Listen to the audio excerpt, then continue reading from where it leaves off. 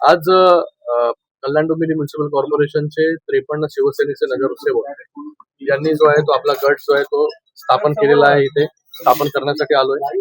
त्याचबरोबर मनसे जे आहे, मला वाटतं 5 त्यांचे नगरसेवक या ठिकाणी त्यांचा गट स्थापन करण्यासाठी आलेले आहे.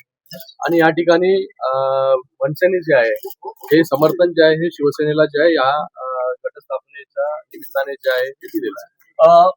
राष्ट्रवादीचे 1, काँग्रेसचे 2 आणि जे काही नॉट रिचेबल नगरसेवक आहेत अशी मिळून सत्ता स्थापनेसाठी केडीएमसी मध्ये आघाडी असेल. नाही, याच्यामध्ये जे आहे फक्त मनसे आणि शिवसेना.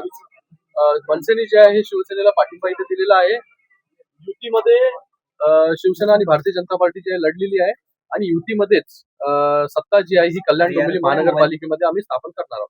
पण एक तुमची मागणी आहे की सुरुवातीचे 2.5 वर्ष तुम्हाला नाही, कुठलीच मागणी वगैरे या ठिकाणी नाही आणि मी त्याबद्दल जास्त भाष्य करू शकत नाही.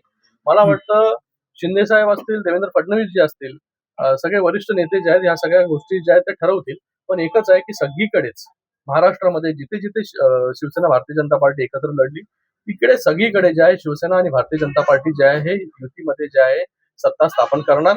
कल्याण डोंबिवलीमध्ये पण करणार युती सत्ता स्थापना आणि उल्हासनगरमध्ये पण सत्ता स्थापना जी आहे ही महायुतीच करणार. बाळासाहेबांची जन्मशताब्दी वर्ष आहे आणि अशा वेळेला शिवसेनेचा महापौर मुंबईमध्ये बसावा अशी इच्छा आहे का? जर कोण आनंद नाही वाटणार.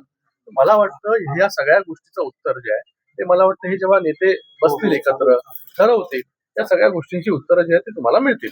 एकनाथ शिंदे दिल्लीमध्ये जाऊन दिल्लीतल्या नेत्यांचे पाय पकडतायत, हे दुर्दैवी आहे अशी टीका संजय राऊत यांनी केली. अरे त्यांना काय तुम्ही लक्ष देता त्यांच्याकडे? काही बोलत बसणार सकाळी उठून, त्याचं उत्तर आम्ही द्यायला बांधील थोडी आहे. चेअरमॅन सभापती त्याच्यावर कुठेही डिस्कशन झालेलं नाहीये. ते सगळे अधिकार जे आहे मला वाटतं शिंदे साहेबांकडे आहेत आणि त्याचबरोबर जे प्रदेशाध्यक्ष भारतीय जनता पार्टीचे रवींद्र चव्हाण साहेब आहेत त्यांच्यामध्ये आहे. आणि मला वाटतं त्यांची आणि शिंदे साहेबांची बैठक जी आहे ती आज वगैरे होऊ शकते. त्याच्यामध्ये जे आहे बाबा त्या ठिकाणी महायुतीचं सत्ता स्थापना कशा प्रकारे करायची, कोण महापौर, कोण उपमहापौर, कोण कुठले कुठले चेअरमॅन होतील हे त्या ठिकाणी ठरवलं जाईल. ठाकरेंकडे जे 4 नगरसेवक ठाकरेंकडून गेलेले आहेत, मनसेकडे 2 गेलेले त्यांच्या चिन्हावर लढलेले आणि त्याच्यानंतर 2 नगरसेवक जे आहेत ते आता दिसत नाहीत. ते 4 नगरसेवक तुम्हाला पाठिंबा देऊ शकतात? आम्हाला त्याच्याबद्दल तुम्ही विचारलं तर आम्ही कसं सांगणार? ते 4 नगरसेवक त्यांचे म्हणजे तुमच्या 4 संपर्कात नगरसेवक नॉट रिचेबल आहेत, दिसत नाहीत. तर ते तुमच्या संपर्कात आहेत का? फिरायला गेले असतील मला वाटतं.